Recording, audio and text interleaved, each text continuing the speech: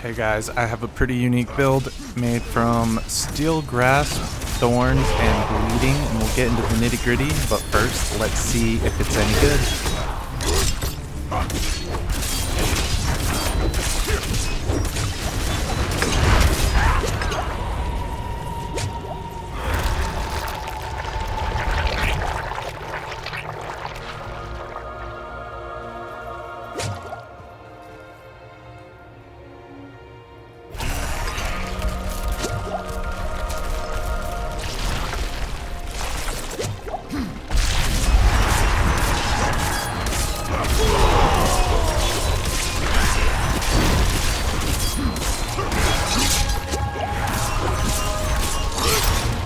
Watch the Steel Grasp hit here. Boom.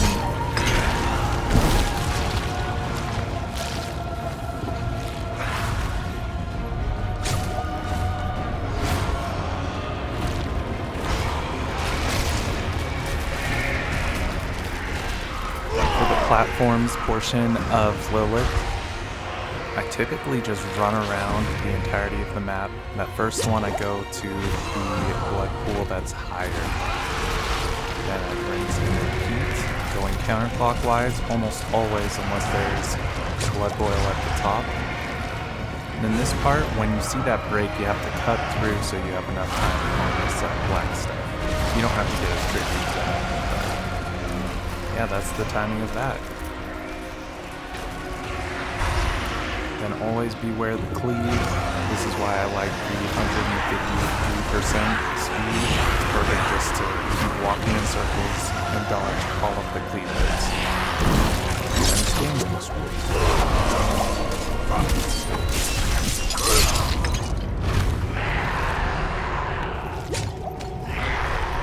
that stun is pretty much always guaranteed there with the way this build works. So we'll take a look at it, and hopefully you can get your solo clear before the start of the next season.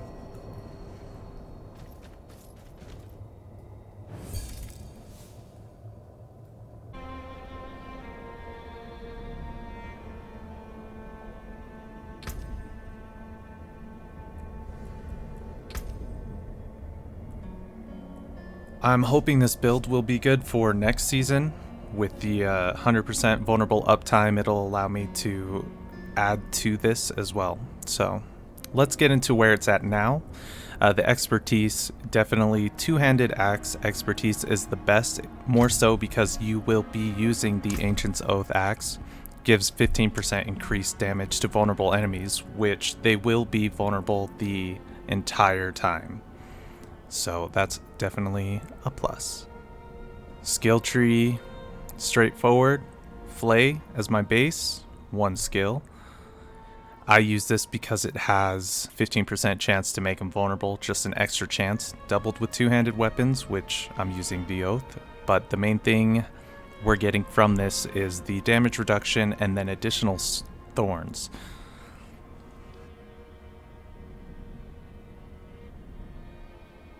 And then as far as Rend, I only put 1 point in this. I thought it was more important than it is. So you only need 1 point. It's just nice to have the vulnerable extension when you're running Nightmares.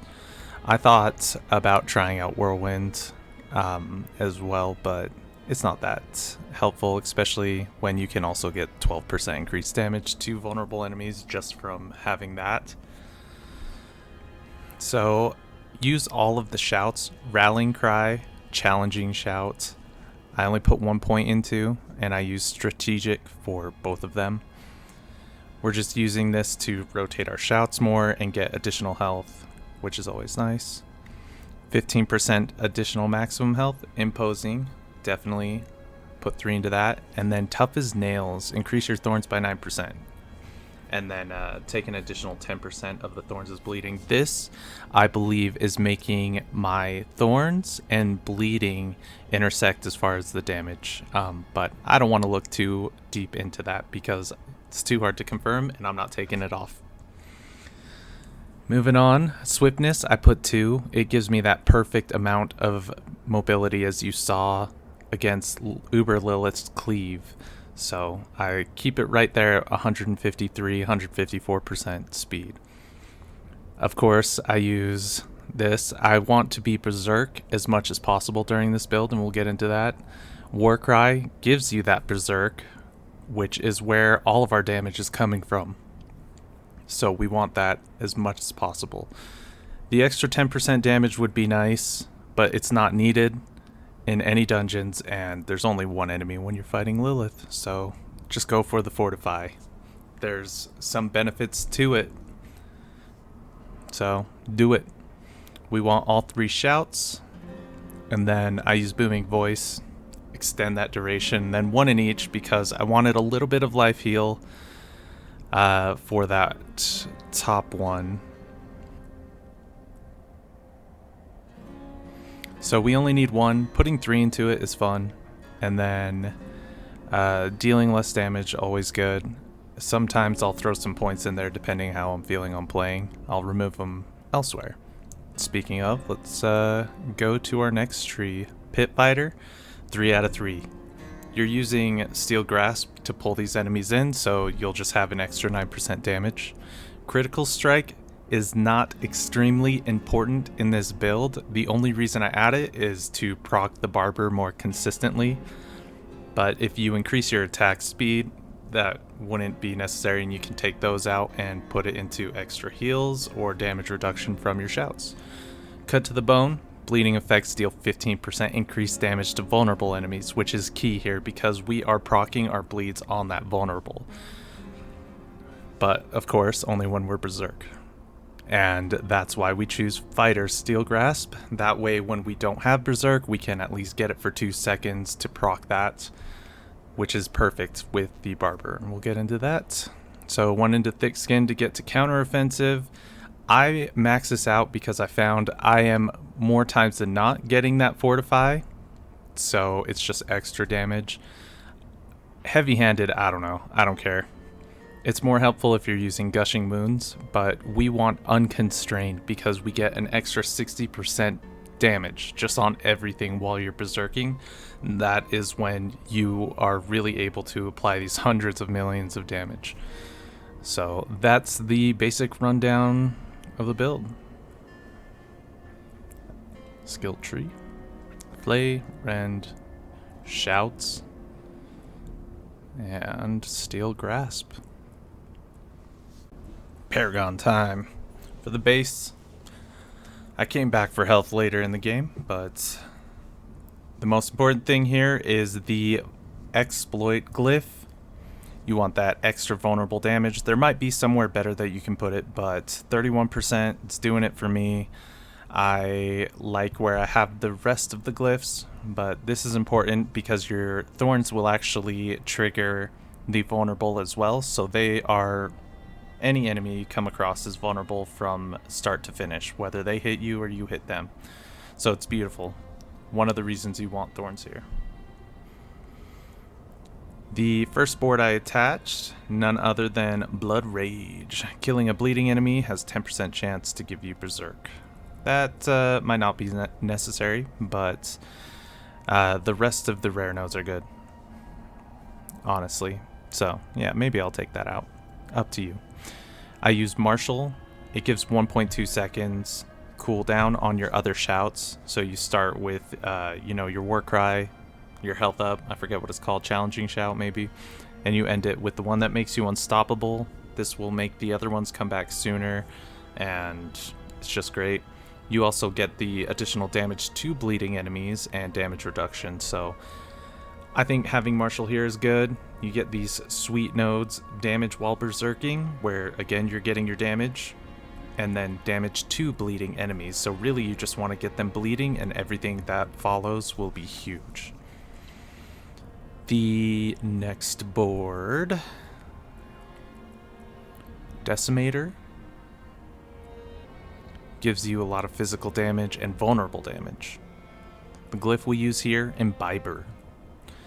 So Imbiber on Decimator You can get 107% damage while healthy. That's one of the highest buffs I've ever seen. That straight out doubles your damage pre-Berserk. And then I think Berserk is actually doubling that damage, and that's why that's so important. But it's also a great board. You get lots of vulnerable damage and resistance while they are vulnerable, which is fantastic because they're vulnerable start to finish. For the next board, Hemorrhage. I used Ire because it gives you more damage while berserking, and again, I think that multiplier is happening after. It has to be, because I can't do what I do without it. 74% is pretty huge. Again, we're almost doubling our damage on top of what we've already doubled down on. You also get additional physical damage over time, which are your bleeds, so it's really good. I only had room for that one extra dexterity node, and it gave me the stats I needed.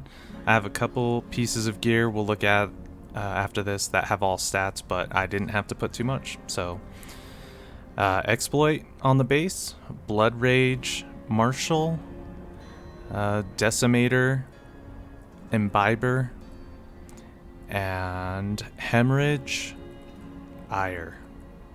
That's going to be your Paragon board. So, time for the gear, baby. So we'll go through the stats first and then the aspects after. Cooldown reduction for the shouts and damage while berserking. That's what you want here. The additional stats are great. You can get strength. That's great. The armor rolled perfect, so I decided not to waste materials.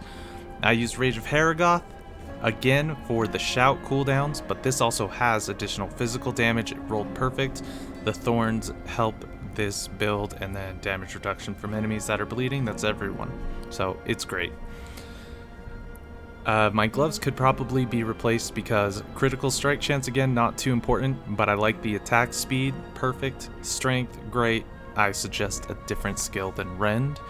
Temerity, I use because you can control when you have your barrier very easily, and I am using the aspect to give more damage, but we'll get into that after. Movement speed, strength, berserking duration, that's great. If you get all three, that's awesome. Fury doesn't matter with this build since you are using Steel Grasp. This was the best bludgeoning I found. Vulnerable, damage to bleeding, damage while berserking. That's what you want. I need to reroll core skill. Vulnerable, close, all stats and strength. Then vulnerable, bleeding, and berserking, so I can reroll core on that as well, since now I know it's not important. And then the amulet, cooldown reduction, damage. Those were top.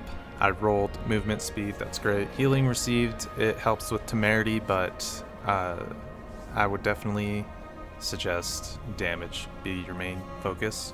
Rings, of course, vulnerable damage, damage over time, damage to bleeding.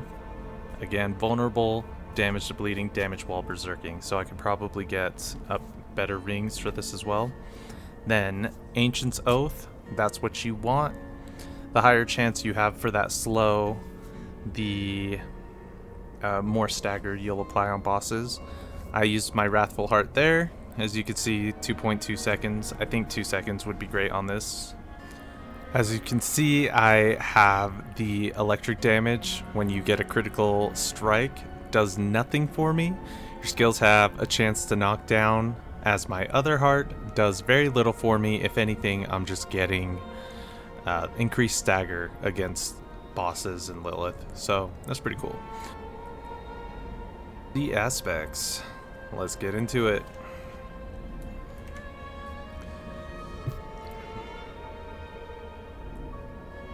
Gain Thorns while berserking.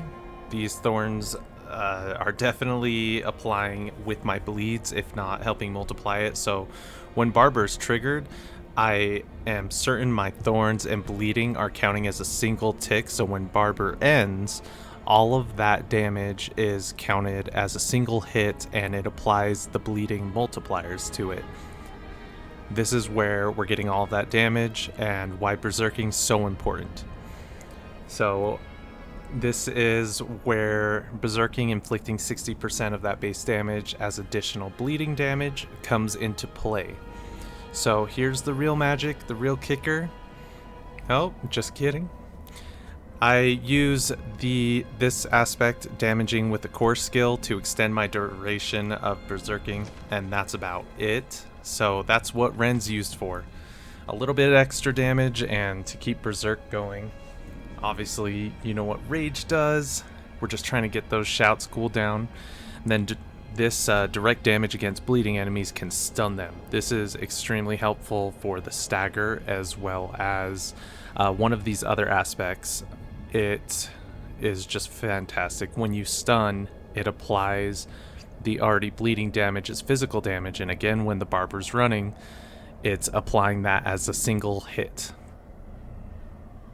I also use this weapon mastery for Steel Grasp. It gives it extra damage, gives me an extra charge.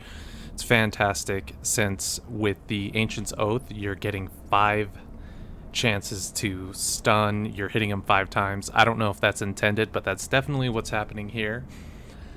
Using that for my damage. And here you see stunning a bleeding enemy deals 60% of their total bleeding amount as physical. So when you do that by triggering Steel Grasp, with the 5 chains, you're multiplying all of that damage as a single hit when the Heart of the Barber has been triggered. This is what gives me those massive bleeds that you're seeing. I've done up to 400, 600 million damage in a single bleed tick, and it's because of all of those combined.